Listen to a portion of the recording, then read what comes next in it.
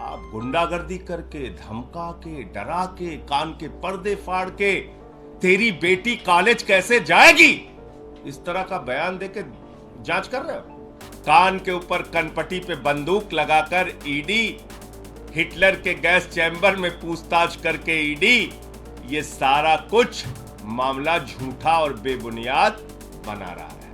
किसके इशारे पर ईडी काम कर रही है, किसके दबाव पर ईडी काम कर रही है, किसके डायरेक्शन पर ईडी काम कर रही है, किस पार्टी के गुंडे ईडी के दफ्तर में जाके लोगों के साथ मारपीट कर रहे हैं, कौन से लोग हैं जो ईडी के दफ्तर में जाते हैं, पूछताछ करते हैं, मारपीट करते हैं और जबरन बयान लिखवाते हैं। ईडी हवाई डिपार्टमेंट हो गया है। फोन करता है, बुलाता, आजा, बैठ इतने घंटे, जा घर जा, फिर आजा, बैठ सुबह से शाम तक, फिर घर जा। मुझसे तो भारत की संसद ने पूछा है कि भैया बताओ ईडी कैसे गलत काम करती है, तो ये सारे मामले में विशेषाधिकार समिति के सामने रखूंगा कि ईडी राजनीतिक दबाव में जबरन झूठा मामला बनाती है, सरकारों को बदनाम करती है।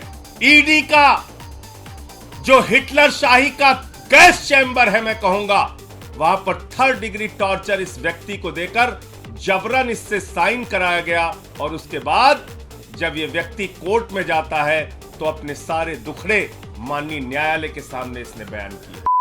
मैं पूरे देश को यह बताना चाहता हूं कि इन्फोर्समेंट डायरेक्टरेट यानी कि ईडी कैसे इन्फोर्सिंग डिक्टेटरशिप बन गया है, कैसे तानाशाही पूर्ण रवैया अपनाए हुए है, इसका एक एक करके आपके सामने आज खुलासा करूंगा। ईडी जो देश की सबसे ताकतवर जांच एजेंसी के रूप में आप सबके सामने प्रस्तुत की जाती है, वो किस तरह से जांच करती है, किस तरह से लोगों को प्रताड़ित करती है, किस तरह से उनके परिवारों को प्रताड़ित करती है, और तो और जिसके कारण आज मैं ये पीसी कर रहा हूं। एक व्यक्ति को कहा गया तेरी बेटी कॉलेज कैसे जाएगी हम देखेंगे।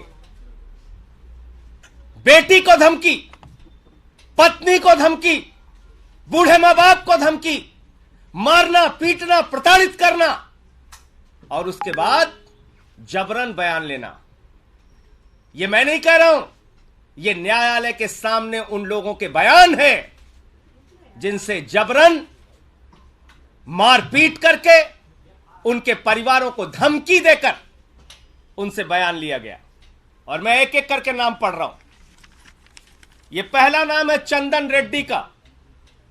यह चंदन रेड्डी हाई कोर्ट में पिटीशन करते हैं, माननीय उच्च न्यायालय में याचिका दाखिल करके ये बताते हैं कि ईडी ने इनको मारा, इनको पीटा, इनके परिवार को धमकी दी और कहा जैसा हम कहते हैं वैसा लिख, वरना तेरे परिवार का वो अंजाम करेंगे तो कहीं मुंह दिखाने लायक नहीं रहेगा।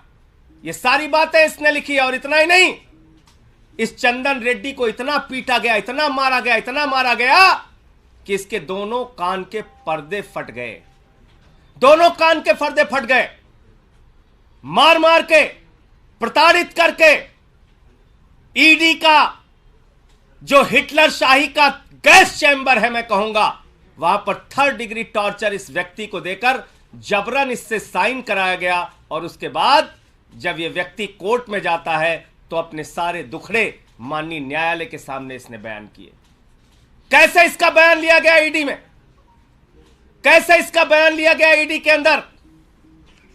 और ये इस व्यक्ति की डॉक्टरी जांच है, जो डॉक्टरी जांच की कॉपी मैं अभी आपको दूंगा। ये दोनों डॉक्टरी जांच ये कहती है कि चंदन रेड्डी को मार मार के उसके कान के पर्दे फाड़ दिए गए, उसको सुनाई नहीं दे रहा है। ये डॉक्टरी की जांच आपको देता हूं। ऐसे कर रही ईडी इन्वेस्टिगेशन। पहला आदमी चंदन रेड्डी, दूसरा अरुण पिल्लई। अरुण पिल्लई वो शख्स है जिसकी पत्नी को, बेटी को, परिवार को धमकाया गया, डराया गया। ईडी ने बयान लिया और बयान लेने के बाद यह शख्स कहता है, न्यायालय में लिखकर देता है, माननीय न्यायालय के सामने कहता है, मुझसे जबरन झूठा बयान ईडी ने लिया, मुझसे जबरन झूठा बयान ईडी ने लिया। किसके इशारे पर ईडी काम कर रही है? किसके दबाव पर ईडी काम कर रही है? किसके डायरेक्शन पर ईडी काम कर रही है? क्योंकि एक बहुत चौंकाने वाली बात इनके हाई कोर्ट के पिटीशन में लिखी हुई है चंदन रेड्डी के। क्या कह रहे हैं? ये कह रहे, साहब ईडी के अधिकारियों ने तो मारा पीटा, कान के पर्दे फट गए। वहां कुछ ऐसे भी लोग थे जिन्होंने हमको मारा पीटा, जिनको जो ईडी के ऑफिशियल्स भी नहीं थे।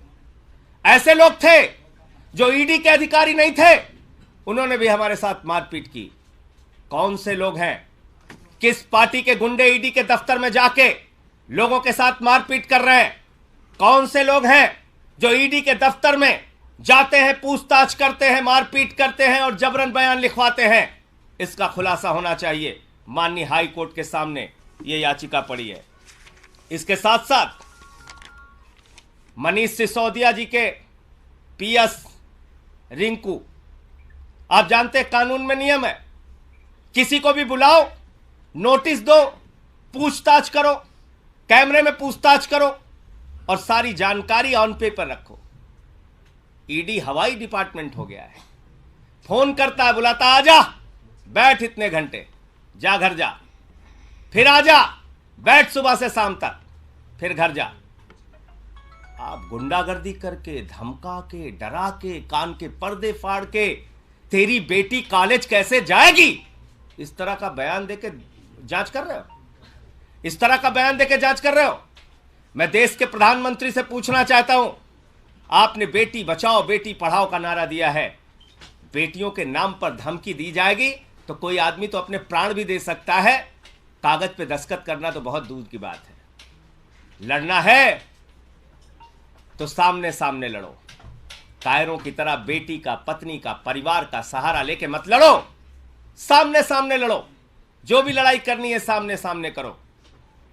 और आपको याद होगा, देश की पार्लियामेंट में, देश की संसद में मैंने ये सारे विषय सिलसिलेवार करके एक एक मुद्दा उठाया था ईडी के संबंध में और कहा था कि पिछले 8 वर्षों में 3000 छापेमारी ईडी ने की है और मात्र 0.5%, 0.5% ईडी का कन्विक्शन रेट है।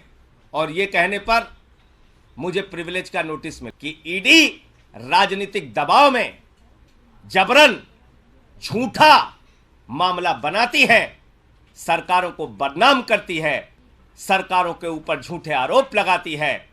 शराब घोटाला जैसी कोई चीज, उसका कोई सिर पांव है ही नहीं। जिन लोगों के जबरन बयान लेकर ईडी ने ये सारे मामले बनाए हैं, वो तो न्यायालय के सामने जाकर कह रहे हैं, हुजूर हमें तो मारा जा रहा है, हमारे तो कान के पर्दे फाड़ दिए जा रहे हैं, हमारे परिवार पे दबाव बनाया जा रहा है, हम पे दबाव बनाया जा रहा है और झूठे बयान लिए जा रहे हैं। बहुत अच्छा है, अब देश की, भारत की संसद की, पार्लियामेंट की विशेषाधिकार समिति के सामने जिसने मुझे नोटिस दिया है, ये सारे विषय और मामले मैं रखूंगा और इन सारे अधिकारियों को वहां बुलाने के लिए बोलूंगा कि इन सबको बुलाया जाए और पूछा जाए कि हाई कोर्ट से लेके और न्यायालयों में जो इनके खिलाफ शिकायतें की गई हैं, उसके तथ्य, उसकी सच्चाई, उसकी हकीकत क्या है।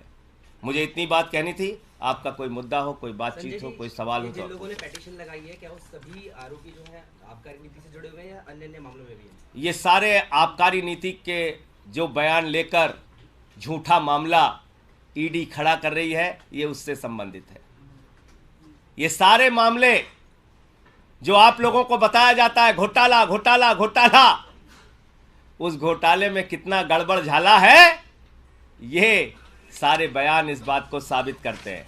ये सारे बयान, ये सारी मेडिकल रिपोर्ट, ये हाई कोर्ट की याचिकाएं इस बात को साबित करती है कि घोटाला जैसी कोई बात नहीं। दरअसल गन पॉइंट पे, कान के ऊपर कनपट्टी पे बंदूक लगाकर ईडी, हिटलर के गैस चैम्बर में पूछताछ करके ईडी, ये सारा कुछ मामला झूठा और बेबुनियाद बना रहा है।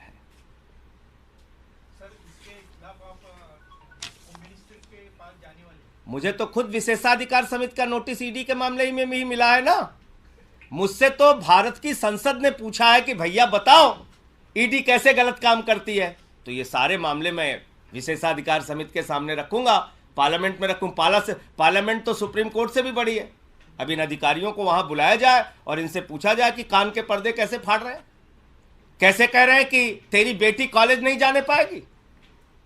ये बोल सकता है कोई ईडी का दफ्तर, कोई ऑफिसर, कोई अधिकारी? ईडी के दफ्तर में कैसे बिना नोटिस के किसी को बुलाया जाता है? ईडी के दफ्तर में कैसे ईडी के अधिकारियों के बगैर कोई व्यक्ति पहुंच के मारपीट कर रहा है? ये छोटे आरोप है क्या? और ये हाई कोर्ट की याचिका है और ये डॉक्टरों की मेडिकल रिपोर्ट है चंदन रेड्डी के मामले में। ये सारे कागजात मैं भी आपको उपलब्ध करा दे रहा हूं, और किसी का कोई प्रश्न हो तो पूछ सकते हैं। आपको लगता है कि मनीष सिसोदिया के मामले में भी इस तरीके की हरकतें ईडी कर सकती है जिस तरह का आरोप आप लगा रहे हैं?